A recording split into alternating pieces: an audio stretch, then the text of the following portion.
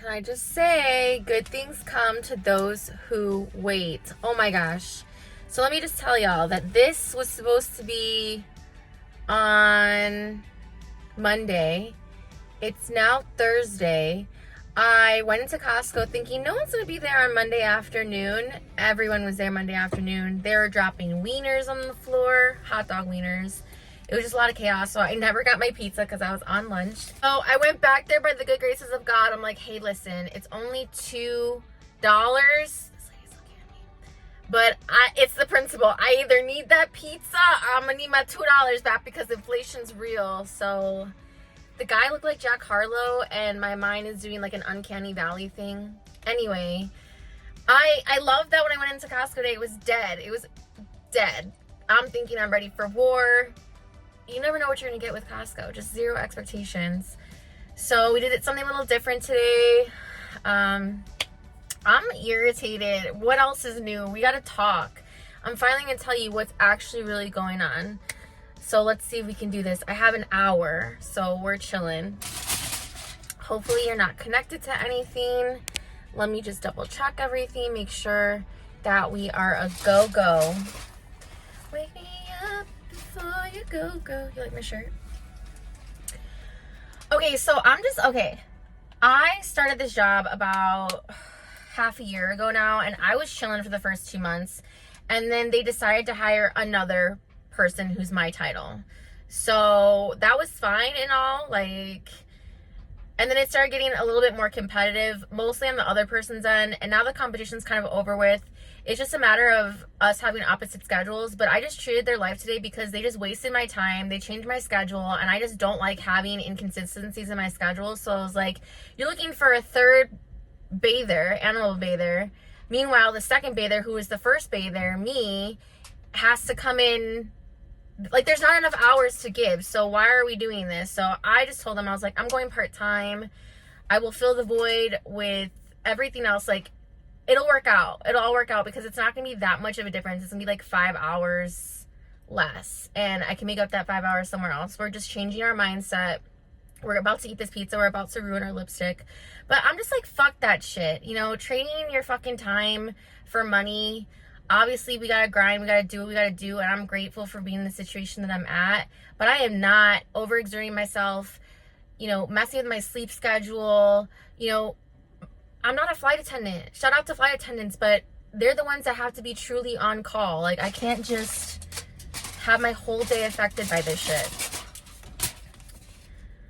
So yeah, right now is a slow season. I'm sure it's gonna get busy, which is why they're looking for a third person, but I was like, look, either I'm going part-time, which I'm about to submit my part-time request. It's going to be the same days. I'm just going to come in later. I'm going to chill. I'm going to just prioritize my mental health because this is Diaries of a Mentally Insane Person. I just feel good about this decision because this is what I was working towards. And I'm just like, look, there's no need for you to have 2 full-time animal bathers if there's not enough hours. Don't hire a third person. And then they gaslight me all the time. It's like a toxic fucking relationship, and they try and spin it all the time. And then I don't know about you guys, but I'm not the quickest off the top of my head. Like, it takes me a minute, so I'm always better at responding through text instead of in person, because it always catches me off guard when they say some dumbass shit and try and point the finger at you. Oh, well, maybe if you did this, or maybe if you did that. Or I was trying to tell them, what's the logic? You know, what's the logic in not having my hours cut? They're like, oh, well, you know, we're on a budget. I'm like, you're on a budget. As this big corporation ass fucking company, you're on a budget. So then you shouldn't hire more bathers if you can't give your current bathers shit. Whatever. It's a slow season. People aren't washing their dogs like they're not washing their cars. So I'm gonna chill. I'm gonna chill because you know what? I'm actually doing something that I love. And I'm not sitting behind a cubicle, which no offense to y'all who sit behind a cubicle, but I did that shit and I went stir crazy. Imagine sitting behind a cubicle all day and then just being on social media and then just looking at everybody else's life and like the vacations that they're on. That's why I'm not on there. I don't need to compare my life to anyone else's when mine's not the best. I'm not going anywhere. I mean, I have a good life, y'all, but I used to do things for the sole purpose of posting them on social media. I remember getting so excited to go out to go get my outfit just to post it on social media so I can get somebody's attention, like thirst trap them.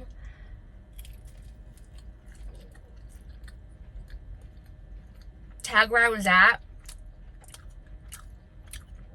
Y'all, we used to be at Uncle Fatty's in Wrigleyville 24/7. And they shut it down. But Uncle Fatty's was kind of like a bar arcade. It was so much fun, y'all.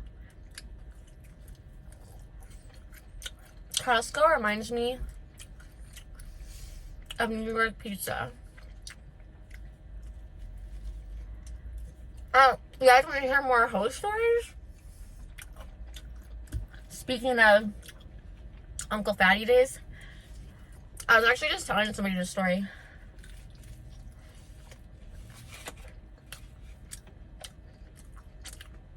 See, the shit that I tell you guys, I practice with other people too. Like, I'll tell them stuff. Honestly, I've just been fucking with people at work. Normally I say to myself, but now I'm just like saying crazy shit. I'm like, yeah, I hear voices. Just to see them trip up on themselves and spread rumors. I mean, I didn't lie though. I kind of do hear voices, so. Diaries of Pinche Schizo. Okay, so.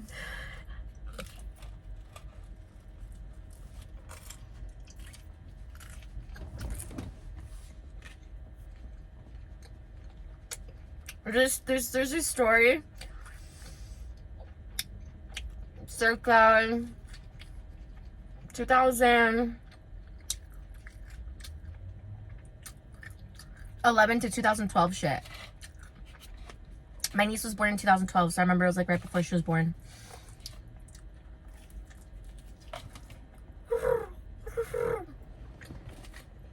Okay, no, this was years prior. So back in high school, we were talking at work about how we were looking at old memes and GIFs and shit. How the old us used to be like ASL, age, sex, location. And I went on this whole tirade of how I never really talked to strangers online. Not complete strangers, because my parents instilled the fear of God in me. Of like getting kidnapped and all the crazy shit. I can honestly say I did the internet smart. I never got catfished. I never catfished anybody. I would go into chat rooms seldomly and talk to complete strangers, but I knew that we weren't the age that we were saying, and it just felt wrong. Like, I just instinctively knew that, and I was like, I'm not trying to get murdered, or what was that show with that guy who would like catch the predators and shit? Catch a predator. Bingo. Wasn't even that show of the thing of like what I just said is exactly what they do? You get it. But I talked about this extensively, y'all, about how small Chicago is in the era of my generation. But I would make friends of people that I never met, but I knew that they were them. I knew that they were real because of the mutual friends we would have. So this was before Facebook. This was like Myspace days. So you were really intertwined. You were really interconnected. That moment that I was having earlier, my brain was going, I realized that the story of these two brothers are also both named R and R. What is with Chicago and these families naming a lot of like boys or whatever have the name like John, Michael, or like Ryan, Robert. So this is a story of another Ryan and Robert. Oh God. I can honestly say nothing happened here. It's just the diaries. But listen to this. So somehow, some way, I can't even tell you the exact details. No, I don't think his name is Ryan or Robert. I just remember it was like, one was named, they both had the name R. So I'll just call this first guy Roberto. Now, Roberto was sexy, bro. Totally my type to a T. I don't even know how we started talking. He messaged me first. And I knew that he was legit because of the mutual friends that we had. Like, I had seen him around. But I couldn't even tell you what high school he went to. He didn't go to one of the neighboring ones that... He just went somewhere else. Completely different. So we didn't have the exact same circle of friends. But it was like friends of friends of friends. So it's like 6 degrees of separation. So I just remember... I was 15 or 16.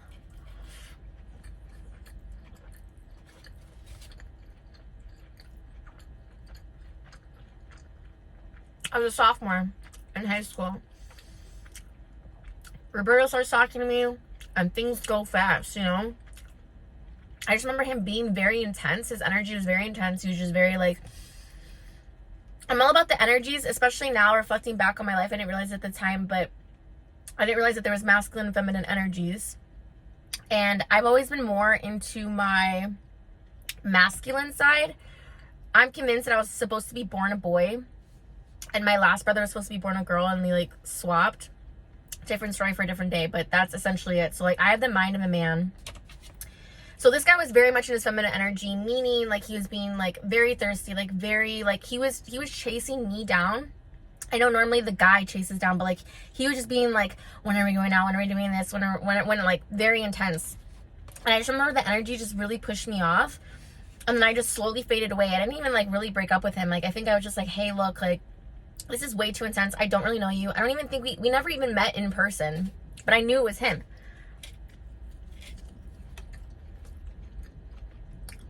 So, that fizzled out.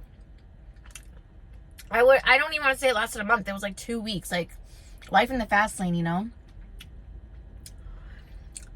Then, flash forward to college years, my early college years. This is 4 more years. So, I'm a junior. Sophomore, junior in college. I just hit my drinking age. I'm like 21, 22. I'm a solid 22. I remember that's when I moved out, and that's when I started hanging out with these friends. And they worked at Export. I don't know if you guys know what Export is, but it's a gym. They no longer exist. I think they're with LA Fitness now. But I started going to Export, and I got the hookup to do this training session.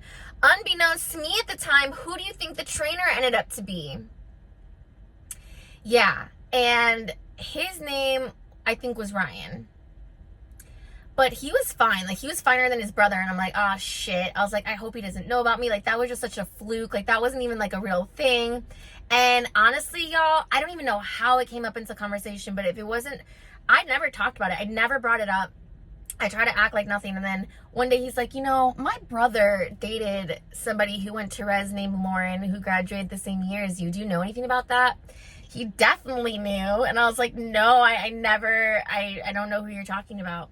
And I looked completely different. You know, I think I've always pretty much looked the same, but it was like one of those things where just like, you couldn't quite put your finger on it. And I was like, fuck, because I really, really wanted the brother, you know? But then I just like cock-blocked myself. Oh my God. But then I remember through the mutual friends that worked there. Hold on, let me finish eating this.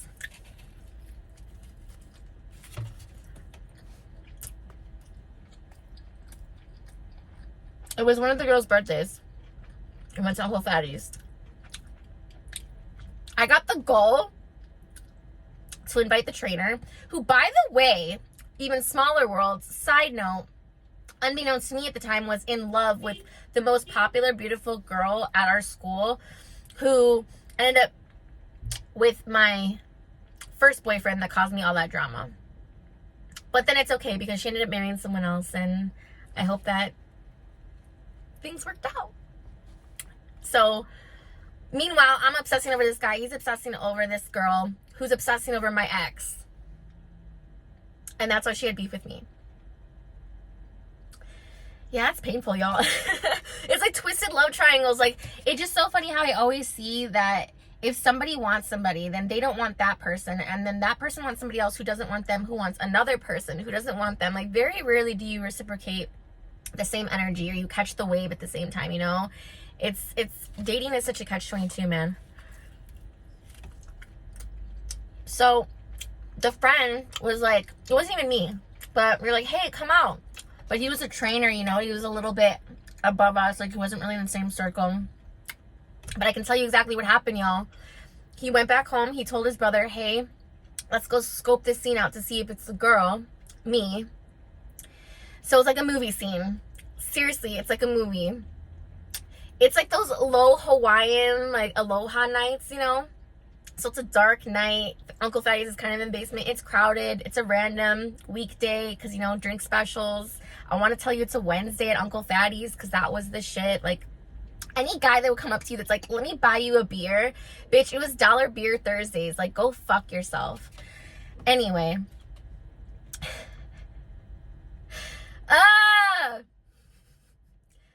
Movie scene. We're in the corner, right? We're there for an hour, hour and a half, maybe 2 hours, and the boys show up, R&R. They don't see us at all. They walk down, and I'm like, hey, don't see us. And they're scoping out the scene, and by the time they look over to us, I'm looking away, and I could tell that they were, like, trying to analyze, trying to figure out who it was, and no one else saw them but me. I remember the trainer guy had one drink. We never looked each other in the eyes, and then they were gone.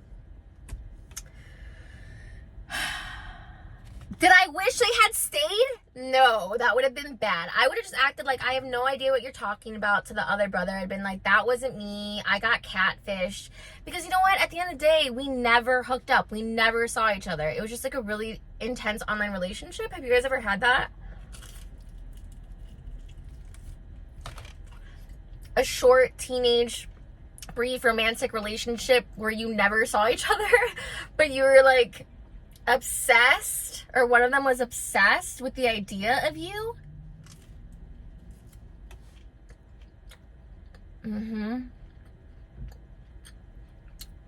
I've had limerence so many times in my life, y'all. I'm doing my own psychoanalysis on myself. I definitely have CPTSD. My brother suffered from bipolar disorder. I definitely have a spectrum of that. Autism. ADHD. I don't like slapping labels on it, but I'm dyslexic. I have fallen and had severe like falls in my life more than a handful of times, where I don't even know how I'm still alive, honestly. My chiropractor has been working with me for 3 years. My spine is crooked. I couldn't tell you from what accident. I had a skiing accident. I had an accident where I fell 6 feet on my head on cement. I don't even know how I'm alive. So things make sense, right? Things are starting to like line up and be like, oh, this girl's mentally unwell. Let's watch the show. Speaking of mentally unwell, I miss Sweetie Snacker. I love her. I think she was completely unhinged and you never knew what you were going to get. And she needs to come back because that was my entertainment and she inspired me. That's what crazy is, right? We're like, oh, she's crazy. Because you never know what you're going to get. Not her, but just people in general, like me. Is she quiet? Is she mad? Is she this? Like, that's not... A lot of times people tell me I'm chill. That's my Libra balance energy. But when I'm neurotic, y'all, I just go like,